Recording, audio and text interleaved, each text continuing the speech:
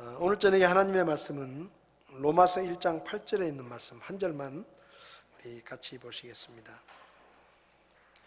로마서 1장 8절에 있는 말씀 한 절만 우리 같이 읽도록 하겠습니다.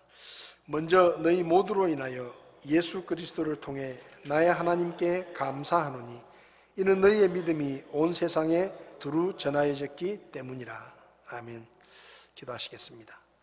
살아계신 하나님, 오늘도 저희가 하나님의 말씀을 함께 나눌 때 주의 성령님께서 우리 각자에게 말씀하시고 우리 각자가 하나님의 음성을 듣게 하시고 그 말씀에 순종함으로 하나님이 기뻐하시는 삶을 살 수 있도록 저희들을 도와주시기를 원합니다.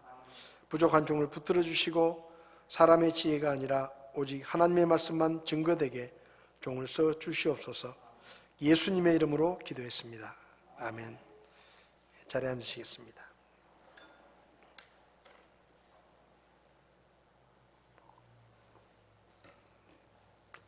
로마서는 사도 바울이 개척한 교회가 아닌 로마 교회에 사도 바울이 보낸 편지입니다.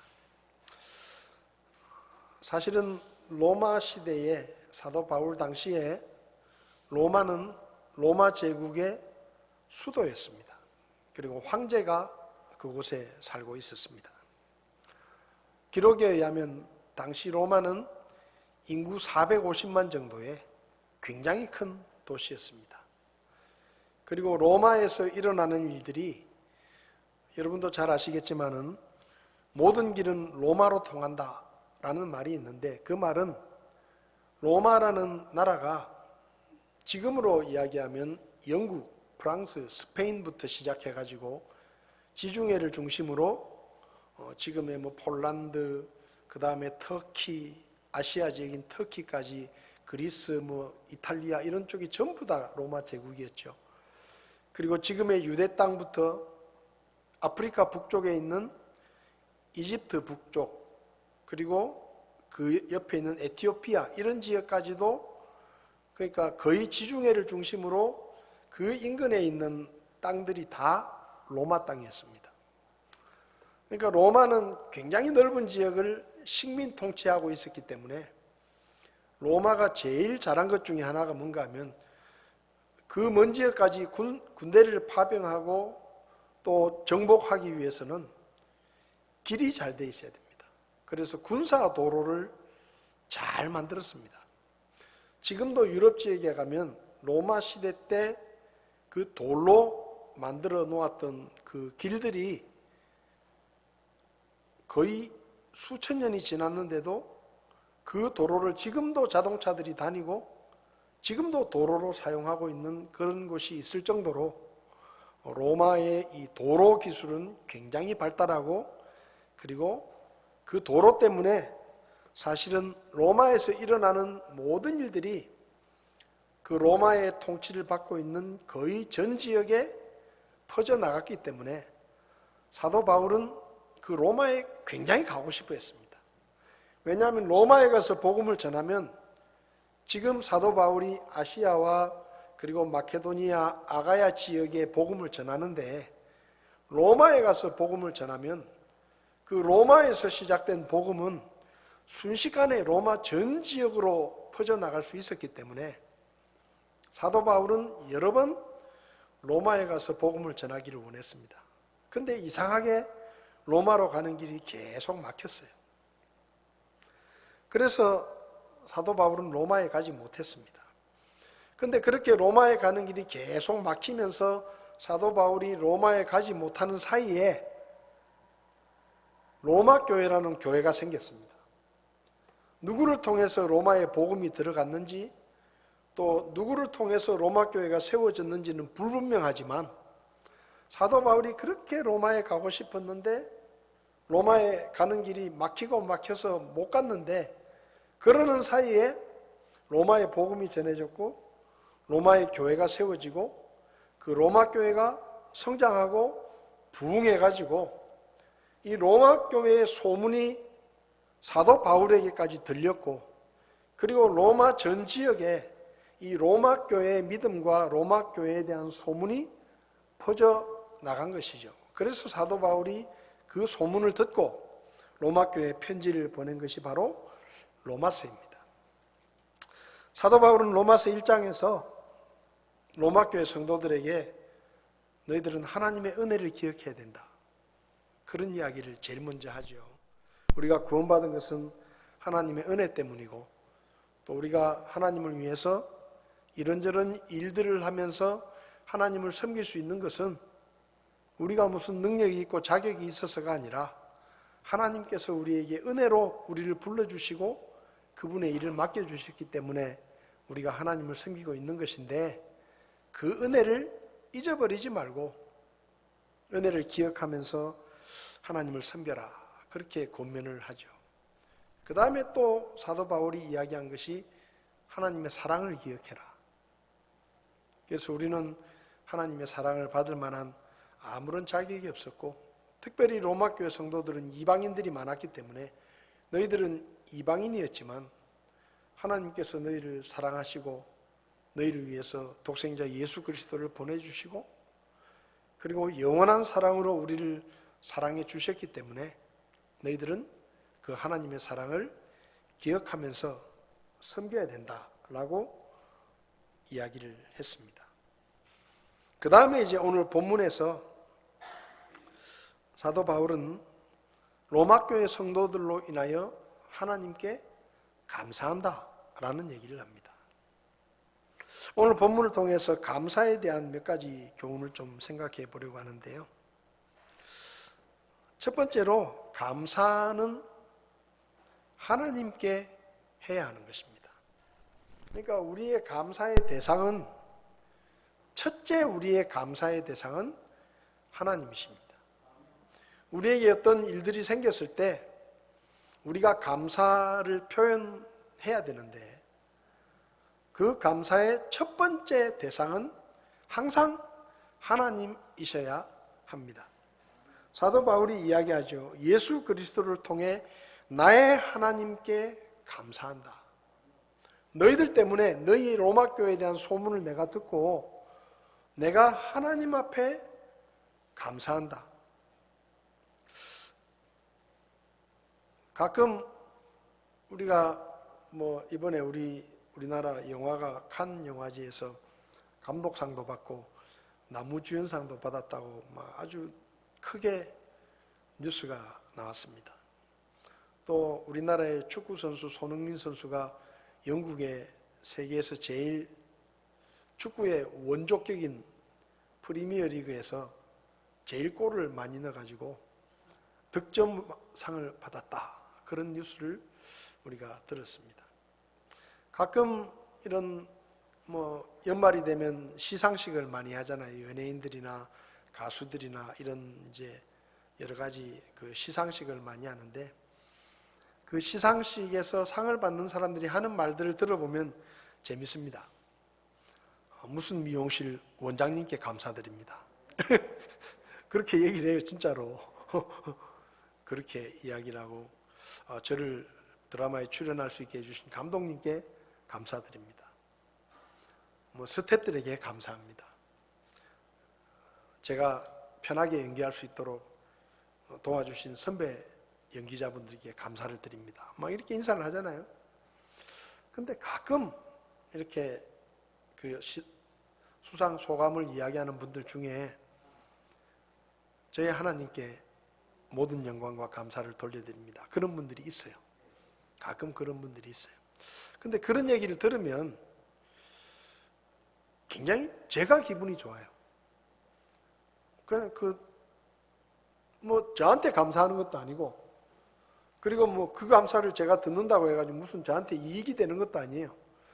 그 사람이 상 받는다고 저한테 밥을 사는 것도 아니고, 개인적으로 아는 사람도 아닌데, 근데 그 사람이 상을 받으면서 하나님께 감사와 영광을 돌려드립니다, 그렇게 이야기를 하면 왠지 제 기분이 좋아요. 제 기분이 좋고, 또 한편으로 생각해 보면 내가 이렇게 기분이 좋은데 하나님은 얼마나 기분이 좋으실까, 그런 생각을 하게 되는 것이죠. 물론 우리가 살아가다 보면 감사해야 될 분들이 많습니다. 이런저런 일들이 있을 때마다 감사를 표현해야 될 분들이 많아요. 그래서 어떤 사람은 그 시상식을 하면 어떤 분들은 아주 짧게 이야기를 하고 내려가는데 어떤 분은 막 이름을 일일이 하나씩 다 이야기를 하면서 뭐 한 10분 정도 그냥 계속 그 자기가 상을 받을 수 있도록 도와준 사람들의 이름을 만 20명, 30명 이야기를 쭉 하는 사람들도 있습니다. 우리에게 어떤 감사할 일이 생겼을 때 우리가 감사해야 될 사람들이 있습니다. 그런데 제일 먼저 우리가 감사해야 되는 것은 하나님이십니다. 왜냐하면 우리에게 일어나는 모든 일들은 하나님께서 허락하시고 하나님께서 행하시기 때문에 우리가 어떤 일들을 경험하는 것이고 그 가운데 감사할 일들도 역시 하나님의 은혜 때문에 우리에게 일어나는 것이죠. 사도 바울은 자기가 복음을 전해서 세워진 교회도 아닙니다. 로마 교회는 사도 바울이 복음을 전해서 세운 교회가 아니에요. 근데 그 교회가 세워지고 그 교회가 부흥하고 그 교회의 믿음의 소문이 로마 전 지역에 퍼지고 있는 것을 사도 바울이 듣고 너희를 인하여 내가 하나님 앞에 감사한다 라고 말합니다. 여러분, 오늘날 어떤 사람들은 사람이 베푼 작은 은혜들도 크게 생각하고 감사하는 것을 잊지 않는 착한 사람들이 있습니다. 다른 사람이 볼 때는 별일도 아닌데 근데 그 일에 대해서 그렇게 고마워하고 감사하는 사람들이 있어요. 예수 믿지 않는데도 누가 자기에게 베풀어준 은혜 또 자기를 도와준 것에 대해서 그것을 잊지 않고 꼭 감사를 표현하고 고맙다는 이야기를 하고 잊어버리지 않는 그런 사람들이 있습니다. 여러분, 사람이 베푼 작은 일에도 감사하는 사람들이 많이 있는데 하나님께서 우리에게 베푸신 은혜와 그분의 사랑을 생각해 보면 정말로 우리는 하나님 앞에 감사할 것이 너무 많습니다.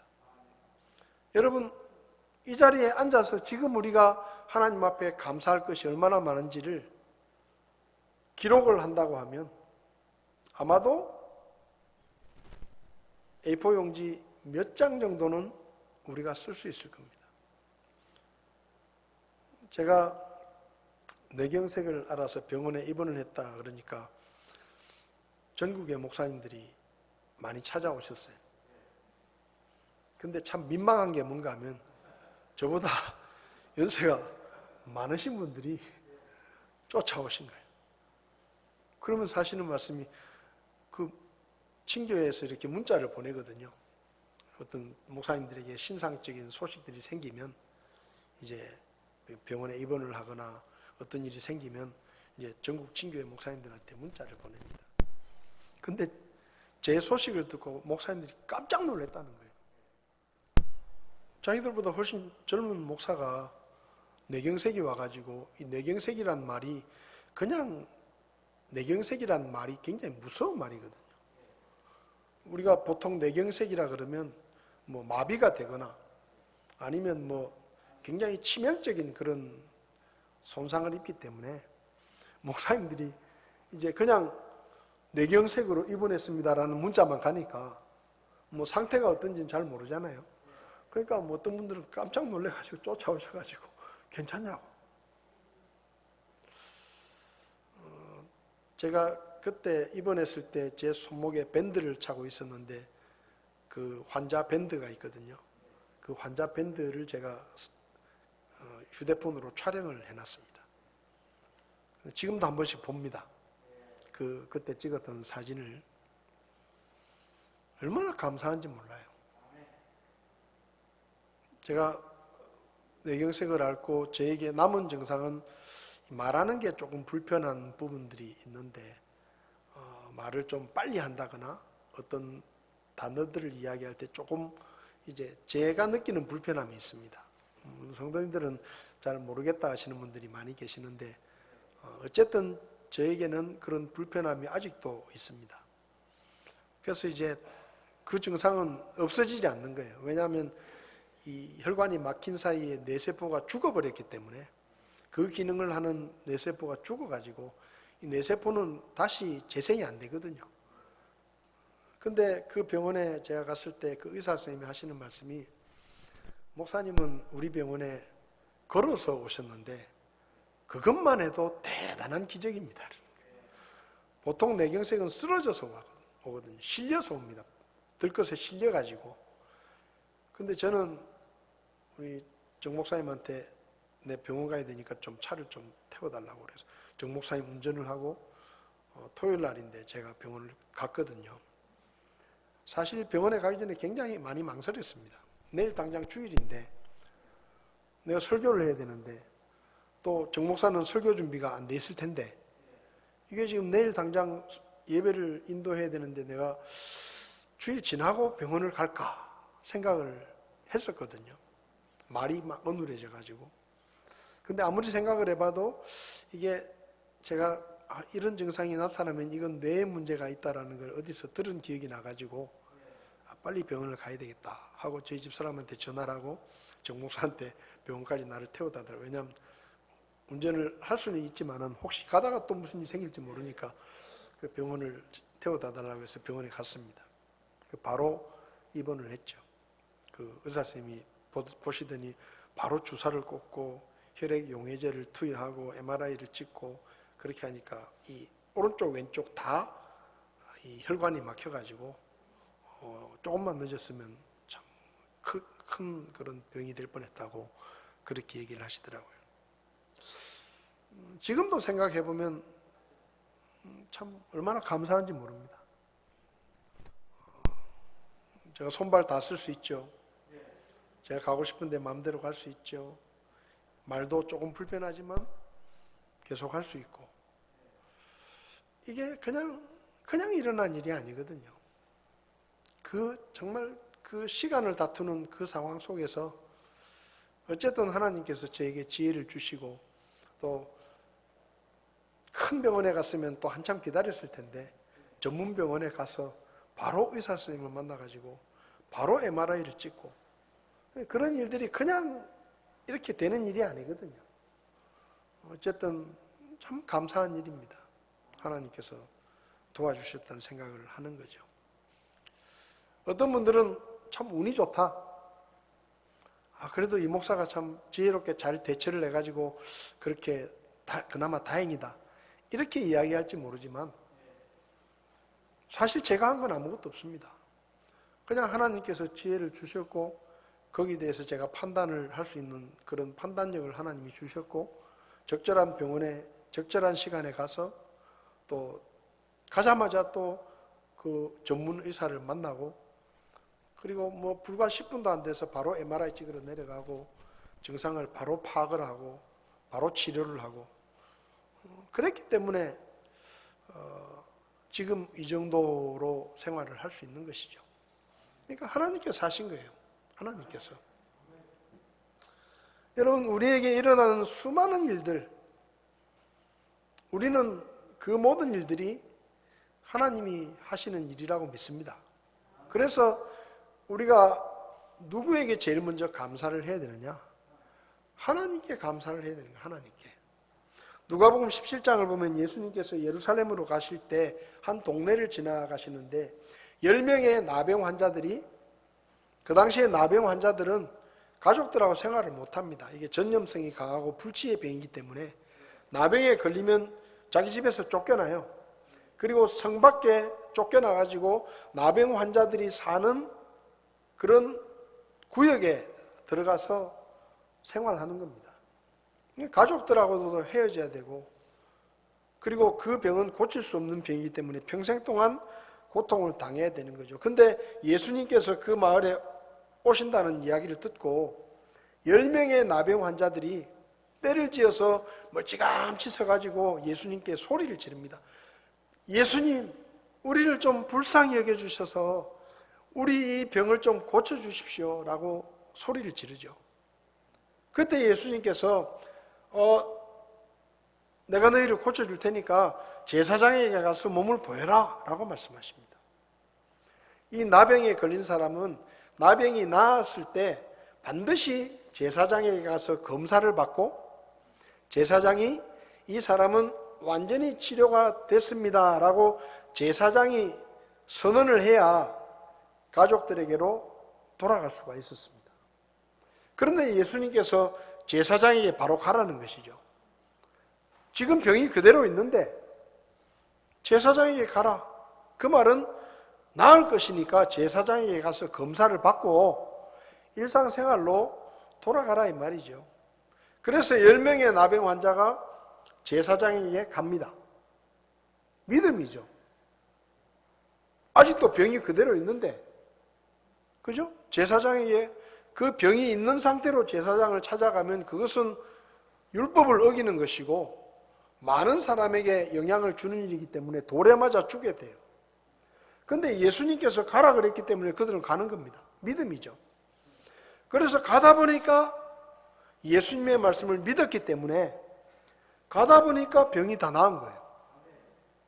10명이 다 나은 겁니다. 근데 성경을 보면 누가복음 17장을 보면 10명이 가다가 다 병이 나았는데 9명은 바로 제사장에게로 계속 갔고 그 중에 사마리아 사람 한 사람만 다시 예수님께로 돌아왔습니다. 그리고 예수님 앞에 엎드려서 감사를 하고 큰 소리로 하나님께 영광을 돌렸다라고 성경에 기록하고 있습니다. 그때 예수님께서 뭐라고 말씀하셨는가 하면요, 이렇게 말씀하셨어요. 분명히 10명이 병고침을 받았는데 감사하러 돌아온 사람은 1명밖에 없느냐? 나머지 9명은 어디 있느냐? 라고 예수님께서 말씀하셨습니다. 그 말은 뭐죠? 하나님께서 은혜를 베풀어 주셨는데 똑같은 은혜를 받았으면서도 사마리아 사람은 돌아와서 하나님 앞에 감사를 표현하고 예수님께 감사를 했는데 나머지 9명은 그냥 가버린 거예요. 물론 그 사람들도 마음속으로는 감사했겠죠. 마음속으로는 우리 병이 나았구나. 예수님 참 고맙다. 이런 생각은 했겠죠. 근데 이 사람들한테 더 급한 건 뭔가 하면 병이 나았으니까 이제 가족들에게로 돌아갈 수 있으니까 빨리 가서 제사장에 가서 몸을 보이고 병이 나았다는 공개적인 선언을 듣고 그동안 오랫동안 헤어져 있었던 가족들에게로 돌아가는 것입니다. 그게 급한 거예요.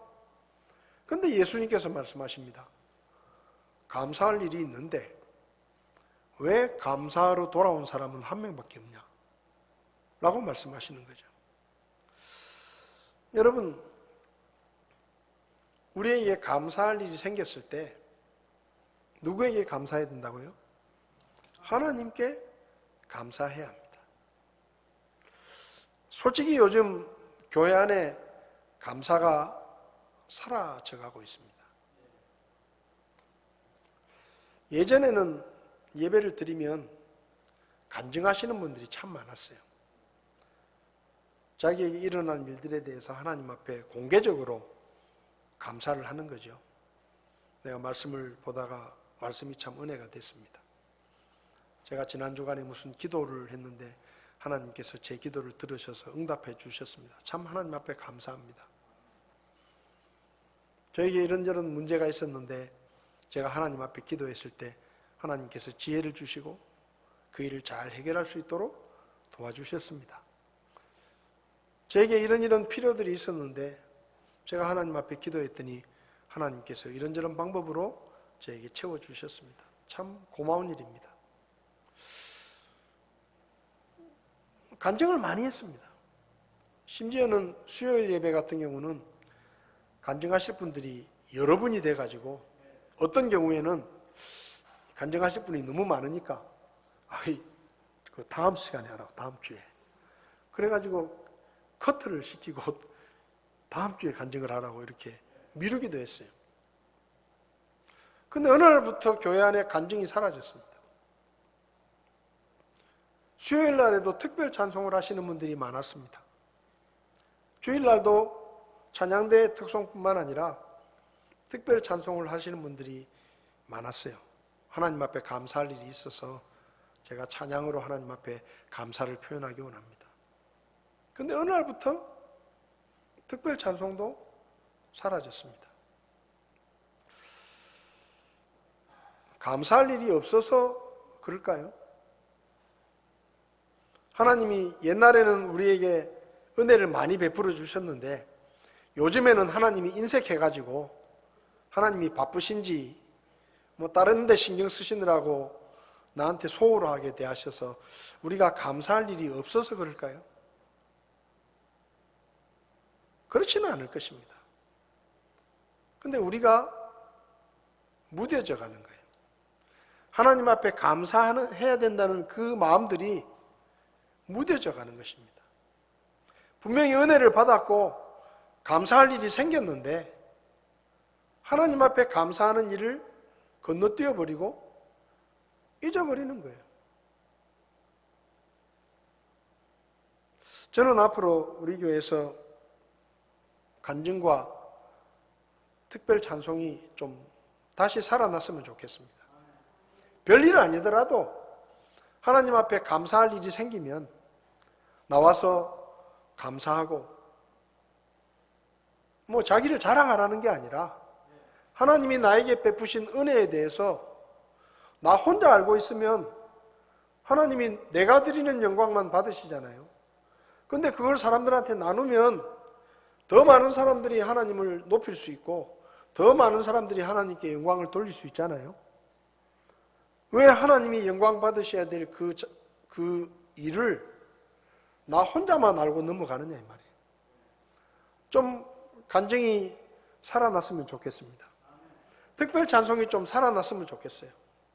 우리에게 감사할 일이 있을 때 감사의 헌금을 드리는 것도 좋은 방법 중에 하나입니다. 분명히 하나님께서 나에게 은혜를 베풀어 주셨는데 그걸 내가 침묵하고 있으면 하나님이 마땅히 받으셔야 될 영광을 받지 못하는 것이죠.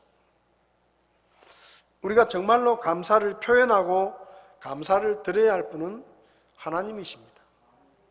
지금 우리에게 일어나는 일들 중에 뭔가 하나님 앞에 감사할 것이 있다면 그 일은 반드시 우리의 입술을 통해서 표현되어져야 되고 하나님 앞에 감사가 표현되어져야 하고 그리고 간증으로 특송으로 하나님께 영광이 돌려져야 되는 것이죠.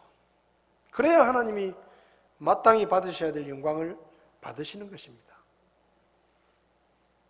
하나님 앞에 감사할 일이 있는데도 우리가 침묵하고 넘어간다면 그것은 하나님이 손해를 보는 거예요.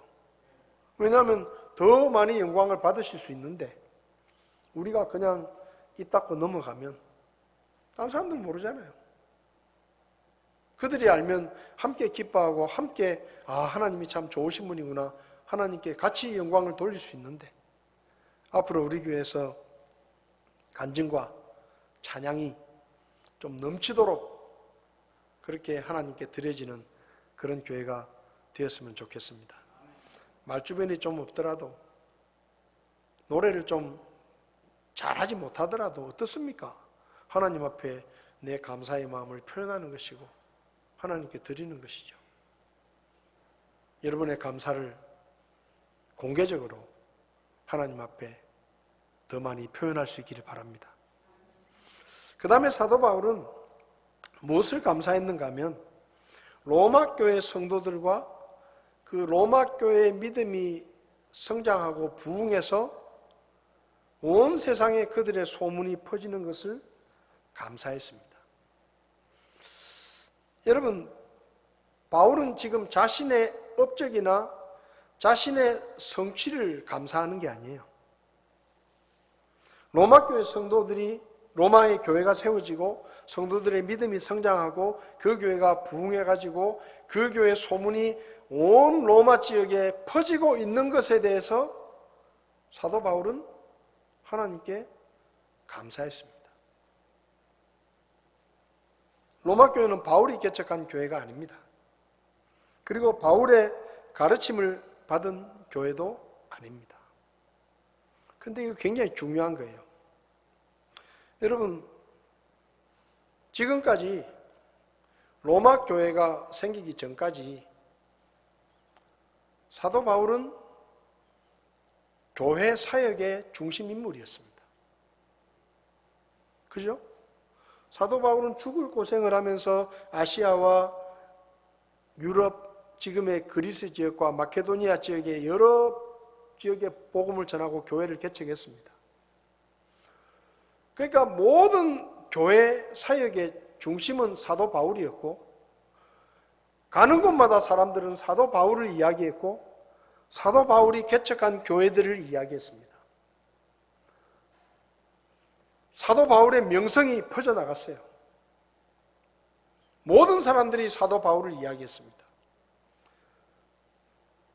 엄청난 고난과 핍박을 받으면서 세 차례의 전도여행을 하면서 루스드라, 에베소, 빌립보, 고린도, 데살로니가, 베레아, 갈라디아 수많은 지역의 교회를 개척했죠. 14개 이상의 교회를 개척했다고 성경에 기록이 되어 있습니다. 그런데 그 교회들 중에 사도 바울이 굉장히 애착을 가지고 특별히 애착을 가졌던 교회가 데살로니가 교회입니다. 데살로니가 전서 1장 7절을 보면 이렇게 적혀 있습니다. 그러므로 너희는 마케도니아와 아가야에서 믿는 모든 자들에게 본이 되었느니라. 주의 말씀이 너희로부터 나와 마케도니아와 아가야에 울려 퍼졌을 뿐 아니라 하나님을 향한 너희의 믿음이 모든 곳에 널리 퍼졌나니 그러므로 우리는 아무것도 말할 필요가 없다. 사도 바울이 개척한 교회들 중에 특별히 사도 바울은 데살로니가 교회에 대해서 언급을 하면서 뭐라고 이야기했는가 하면 너희 믿음의 소문이 마케도니아와 아가야 지역에 두루 퍼져가지고 참 내가 기분이 좋다. 하나님 앞에 감사한다. 이렇게 이야기를 하는 거죠. 그런데 여러분 사도 바울의 표현을 보세요. 이 데살로니가 교회 성도들의 믿음은 마케도니아와 아가야 지방에 퍼졌다 그랬습니다. 그 마케도니아와 아가야는 지금의 그리스 지역입니다. 그 지역에 퍼졌다는 얘기죠. 그런데 이 로마 교회의 믿음에 대해서는 너희의 믿음이 온 세상에 두루 전하여졌기 때문이다 라고 말합니다. 그러니까 사도 바울이 개척한 교회 믿음의 소문은 마케도니아와 아가야, 그러니까 로마가 통치하는 그 넓은 땅 중에 그리스 지역에 두루두루 퍼졌는데 로마 교회 소문은 로마 온 지역에 퍼졌다 이 말이죠. 아까도 말씀드렸지만 로마라는 도시는 로마 제국의 수도였고 이 로마에서 일어나는 일들은 순식간에 로마 전역으로 퍼져나갔습니다. 그러니까 사도 바울이 수많은 교회를 개척했지만 그 수많은 교회들에 대한 소문보다 로마 교회가 생기기 전에는 사도 바울이 유명했고 사도 바울이 세운 교회들 이야기가 사람들에게 화제거리였는데 근데 로마 교회가 생기고 나서부터는 로마 교회에 대한 소문이 더 크게 나가지고 사람들이 사도 바울과 바울이 개척한 교회에 대한 관심보다 로마 교회에 더 관심을 갖는 거예요. 가는 곳마다 로마 교회가 생기기 전에는 가는 곳마다 바울 이야기를 하고 바울이 개척한 교회를 이야기하는데 로마 교회가 세워지고 로마 교회가 부흥하고 로마 교회 소문이 퍼지기 시작하면서 사람들이 사도 바울을 이야기하기보다는 로마 교회 얘기를 더 많이 합니다. 사도 바울이 개척한 교회를 칭찬하기보다는 로마 교회에 대한 칭찬을 더 많이 합니다. 여러분 그러면 사도 바울 입장에서는 어떻습니까? 인간적으로 생각하면요 로마 교회가 부흥하고 로마 교회가 소문이 나는 게 사도 바울에게는 그렇게 유쾌한 일이 아니에요. 왜냐하면 지금까지 내가 주인공이었잖아요. 지금까지 내가 복음을 위해서 당한 고생과 고난이 사람들 사이에서 굉장히 뉴스거리였고 내가 개척한 교회 소문들이 퍼져나갔었는데 어느 날 갑자기 로마교회라는 교회가 하나 생기고 가는 곳마다 사람들이 자기 얘기를 안 하고 로마교회 얘기를 하기 시작하는 거예요. 로마교회에 대한 소문을 이야기하기 시작하는 겁니다. 인간적으로 생각하면 사도 바울에게는 그게 별로 기분 좋은 소식이 아니에요. 자기가 개척한 교회들이 여럿이 있고 자기는 죽을 고생을 하면서 복음을 전하고 그래서 지금까지 사람들의 관심이 전부 자기에게 와 있었는데 어느 날 갑자기 로마교회에 대한 소문이 퍼지면서 이제 자기는 좀 세상적으로 말하면 찬밥 신세가 되고 로마교회가 중심으로 떠오르는 거예요. 누가 개척했는지도 모르고 어떻게 복음이 전해졌는지도 모르는데 그 로마교회가 부흥하고 성장해가지고 이제 가는 곳마다 사람들이 로마교회 얘기밖에 안 하는 거예요. 그러면요 인간적으로 생각하면 그 기분 나쁜 겁니다. 그렇잖아요. 자기의 명성이 점점 식어져 가고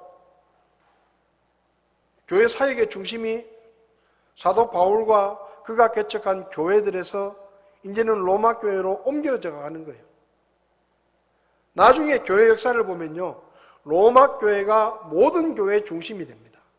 그래서 캐톨릭 교회가 어디를 중심으로 생겼느냐? 로마 교회를 중심으로 캐톨릭 교회가 생겼어요. 초대 교황이 누굽니까? 가톨릭은 베드로라고 말합니다. 왜 바울이 아니고 베드로죠? 바울이 훨씬 더 많은 일을 했잖아요. 네? 바울이 훨씬 더 많은 일을 했습니다. 베드로보다 훨씬 많은 교회를 개척했고 훨씬 더 많은 사역을 했고 베드로는 그냥 유대 지역에서 복음을 전했지만 사도 바울은 목숨을 걸고 수없는 고난을 받으면서 아시아와 유럽을 넘나들면서 복음을 전했습니다. 근데 왜 초대 교황이, 우리는 안 믿지만 왜 초대 교황이 베드로입니까? 바울이 아니고. 바울이 훨씬 유명했잖아요. 로마 교회가 그만큼 중심교회로 발전했기 때문에 베드로가 로마에 가서 로마 교회 목회를 했다라는 소문이 퍼지고 그리고 베드로가 일대 초대 교황이라고 캐톨릭은 주장하는 거예요. 그러니까 쉽게 말하면 지금까지는 바울이 중심이고 바울이 개척한 교회들에 대한 소문이 자자하게 나면서 가는 곳마다 바울이 칭찬을 듣고 바울이 사람들에게 관심을 받았는데 로마 교회가 생기고 나서는 바울이 찬밥 신세가 되고 바울이 개척한 교회는 뒷전으로 밀려나 버리고 로마 교회가 중심 교회가 되는 겁니다. 근데 바울이 기분이 좋겠습니까? 인간적으로 생각하면 기분 좋은 일이 아니에요. 근데 바울은 뭐라고 말합니까? 감사한다. 하나님 앞에 감사한다. 왜요? 바울이 무슨 시기심이 없었겠습니까? 예? 바울이 그 소식을 들었을 때 속상하지 않았겠어요? 근데 그런 것들을 다 뛰어넘는 거예요, 사도 바울은. 그럼 왜 사도 바울이 감사하느냐? 사도 바울의 모든 관심은 어디 있느냐? 자기가 어떻게 되느냐는 관심도 없어요. 복음이 어떻게 전해지느냐? 하나님이 어떻게 영광을 받으시느냐? 그게 사도 바울의 관심이지. 자기가 어떻게 되든지, 자기가 뒷전으로 밀려나든지, 이제 자기가 더 이상 중심 인물이 안 되든지, 자기가 한 사역이 무시를 당하든지, 이런 거는 사도 바울이 관심이 없는 거예요. 로마의 교회가 세워지고 내가 그토록 가고 싶었던 로마에 누군지는 모르지만 누군가를 통해서 복음이 전해지고 거기 그리스도인들이 생겨나고 교회가 세워지고 그 교회가 부흥하고 성장해가지고 로마 전 지역에 소문이 나니까 사도 바울은 기분이 좋은 겁니다. 인간적으로 볼 때는 속상한 일이지만 근데 사도 바울의 관심이 어디 있다고요? 복음이 전해지는 것에 있는 거예요.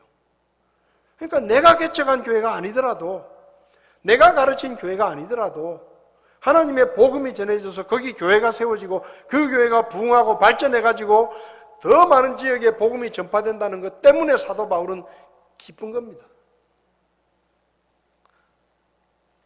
영국 런던에 유명한 목사 셋이 목회를 했습니다. 찰스 스펄전이라는 목사님이 있었고 F.B. 마이어라는 목사님이 있었고 캠벨 몰간이라는 목사님이 있었습니다. 이름만 대면 알만한 대설교자들입니다. 그런데 이 세 분이 런던에서 사역을 하는 거예요. 그 세 교회가 쟁쟁했죠. 근데 그 중에 F.B. 마이어라는 목사님이 조금 스펄전이나 캠벨 몰간 목사님에 비해서 조금 이제 떨어지는 거예요. 그러니까 이 F.B. 마이어가 이 캠벨 몰간은 원래 미국에서 목회를 하다가 이제 영국에 런던으로 돌아와 가지고 런던에 있는 큰 교회를 목회하게 된 겁니다. 근데 이 F.B. 마이어가 사촌이 땅을 사면 배가 아프다고 배가 아픈 거예요. 왜냐하면 스펄전 목사님 교회하고 캠벨 몰간 목사님 교회는 막 부흥하고 막 성장하는데 자기가 목회하는 교회는 그만큼 성장하지 않으니까 속상한 거예요.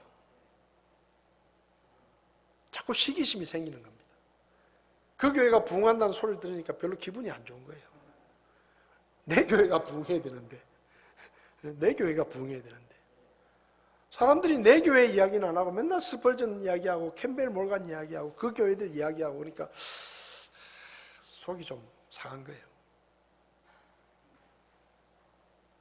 그래서 일기장에다가 이렇게 썼습니다. 왜 그런지 나는 기도하려고만 하면 스펄전과 캠벨 목사에 대해서 자꾸 시기심이 생기고 질투심이 생겨서 괴롭다. 그렇게 이제 일기를 쓴 겁니다. 누가 스펄전이나 캠벨 몰간 목사를 칭찬하면 기분이 좋은 게 아니고 배가 아픈 거예요. 속이 상하는 거죠. 그래서 하나님 앞에 기도했습니다. 하나님, 제 마음에 시기심이 없도록 좀 도와주십시오.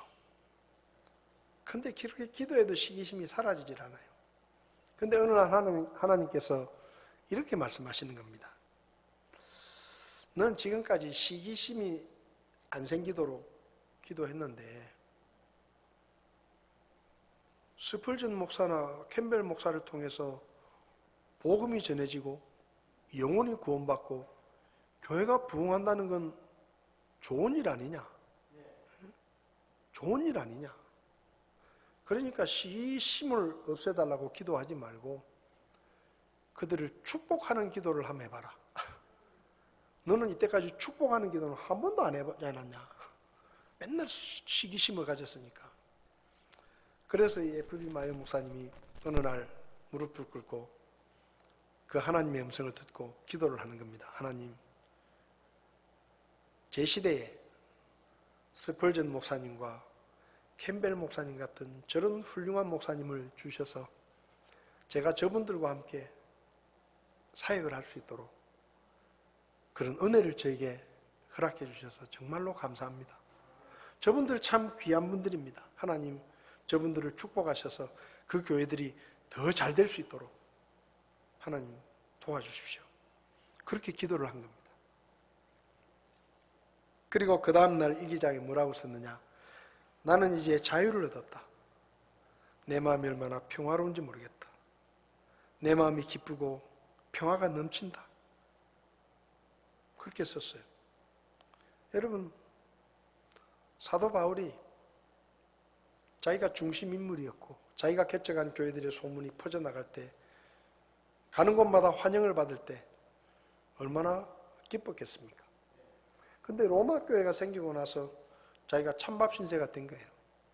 인간적으로는 속상한 일이지만 그렇기 때문에 복음이 전해지고 영혼이 구원받고 하나님의 역사가 이루어진다는 것 때문에 그는 기꺼이 기뻐하고 감사하며 하나님 앞에 감사를 한 겁니다.